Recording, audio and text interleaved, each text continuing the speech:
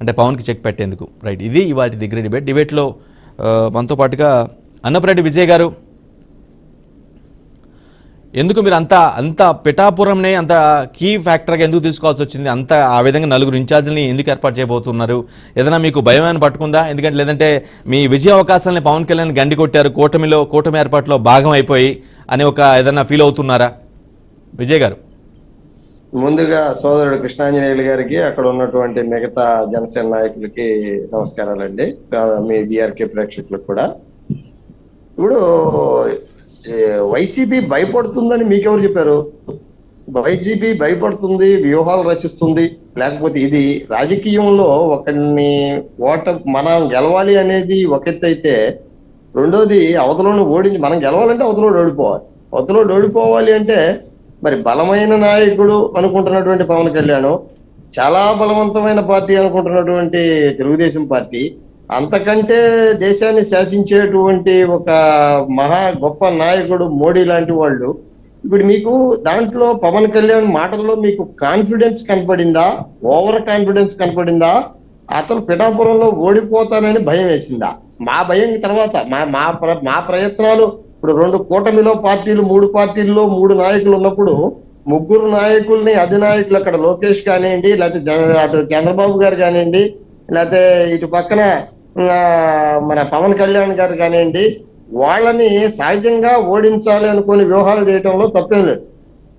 అది సహజం, చాలా సహజం. పవన్ కళ్యాణ్ గారు ఆయన ఎక్కడి నుంచి పోటీ చెయ్యాలి అన్నటువంటి విషయాన్నే ఇంతవరకు ఆయనకు క్లారిటీ లేకుండా అప్పుడే గెలిచేశాను, 1,00,000 మెజారిటీ వచ్చేసిందని చెప్పుకుంటూనే 175 స్థానాలుంటే విజయ్ గారు, 175 స్థానాలుంటే కేవలం కుప్పము, హిందూపురం, మంగళగిరి, పిఠాపురం మీద ఎక్కువ ఫోకస్ పెట్టినట్టుగా స్పష్టంగా అర్థమవుతుంది.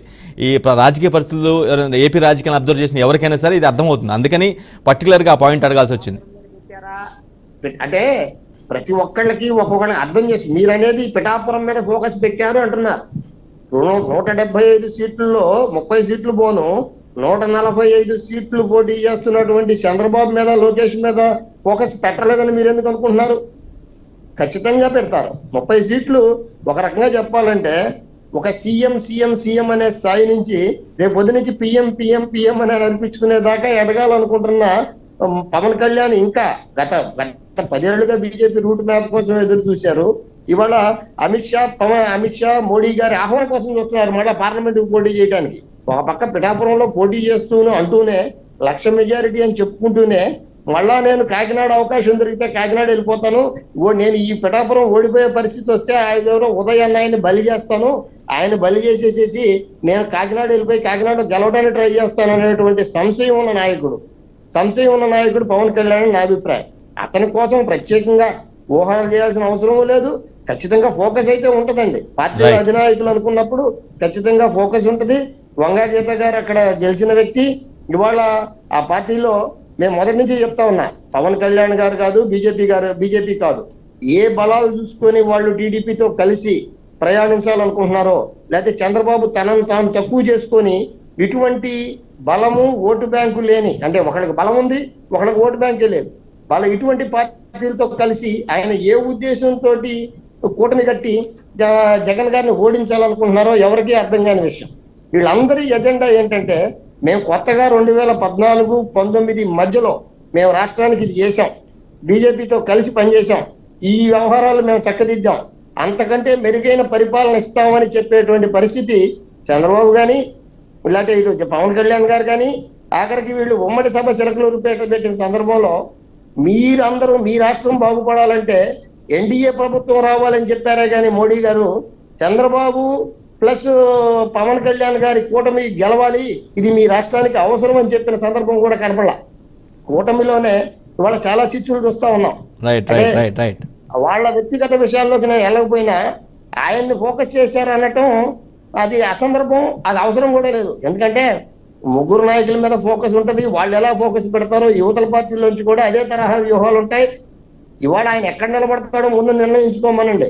చెప్తూనే మళ్ళా నేను విజయ్ గారు, కాపాడబోతాననేటువంటి పరిస్థితికి విజయ్ గారు వచ్చాడంటే ఆయన క్లారిటీ ఇచ్చేసారు. ఆయన ముందు స్పష్టంగా పిఠాపురం నుంచి పోటీ చేస్తారని క్లారిటీ ఇచ్చారు. ఇంకా అందులో సంశయం లేదు. ఇన్ కేసు ఒకవేళ మోదీ అమిత్ షా అడిగితే మాత్రమే ఎంపీగా పోటీ చేస్తున్నారు. ఫిక్స్ పిఠాపురం, మీకు ఆ సందేహం అవసరం లేదు. కేంద్ర నిఘా వర్గాలు ఈయనొక్కడికే ఫోన్ చేసి చెబితే ఇంకెవడికి చెప్పు, దేశంలో ఇంత బలమైన నాయకుడు ఇంకెక్కడా లేడు, ఇంతకంటే బలమైన నాయకుడు లేడు, ఈయన అవసరం కేంద్రంలో ఉంది, ఇంతకంటే బలమైన నాయకుడు ఎక్కడా లేడని మోడీ అమిత్ షాలకు ఏరే పని లేక ఈయన ఫోన్ చేసి ఆహ్వానిస్తారు. అవును సార్, ఆయన పెద్ద స్టారు పార్టీ. అతను అఫ్ కోర్స్ 10 ఏళ్ళు పైన అవుతుంది పార్టీని స్థాపించి, 2 సార్లు పోటీ చేసి 2 చోట్ల ఓడిపోయారు, పార్టీ కోసం కష్టపడ్డారు, అందరూ ఆయన అభిమానులే. పార్టీని బలోపేతం కూడా చేసుకున్నారు. ఆబ్వియస్ గా ఆయన స్టార్ కాబట్టి, ఫ్యాన్స్ పెద్ద ఎత్తున ఉన్నారు కాబట్టి, ఆయనకి కార్యకర్తలు కూడా ఉన్నారు కాబట్టి కేంద్రం అడుగుతుంది, అడిగే అవకాశం కూడా ఉంది. అవసరం లేదు. వంగగీత గారు అక్కడ గెలవబోతున్నారు. పవన్ కళ్యాణ్ గారికి మెయిన్ డ్రాబ్యాక్ ఏంటంటే, నేను ఒకే ఒక మాట చెప్పి నేను చెప్తాను, పవన్ కళ్యాణ్ కానీ బీజేపీలు కానీ ఇవాళ చేసిన పెద్ద తప్పిదం ఏంటి అంటే, బీజేపీ తాను సొంతగా పోటీ చేసి ఉంటే ఒక 175 మంది ఆ పార్టీ ఔత్సాహిక నాయకుల్ని తయారు చేసుకుని ఉండేది. అలాగే పవన్ కళ్యాణ్ గారి జెండా 10 సంవత్సరాల నుంచి మోస్తున్నటువంటి పవన్ కళ్యాణ్ గారి అనుచరులు అనండి, ఫ్యాన్స్ అనండి, అభిమానులు అనండి, వాళ్ళు కూడా ఓడినా గెలిచినా పవన్ కళ్యాణ్ సీఎం గా చూడాలి, మేము పోటీ చేయాలి, మేము నాయకులుగా ఎదగాలనుకున్న వాళ్ళందరి ఆశల్ని చేస్తూ బీజేపీ కానీ జనసేన కానీ మళ్ళీ మీకు అవకాశం ఇస్తాను 175 + 175 350 మంది నాయకులను తయారు చేసే అవకాశాన్ని పోగొట్టి వాళ్ళని 30 మందికి అమ్మేశారు. అంటే 30 మంది అంటే మీరు 320 మంది నాయకులను తయారు కాకుండా చేయటం వల్ల ఆ 320 మంది అసంతృప్తి జాలు ఇప్పుడు కనపడతానే ఉన్నాయి.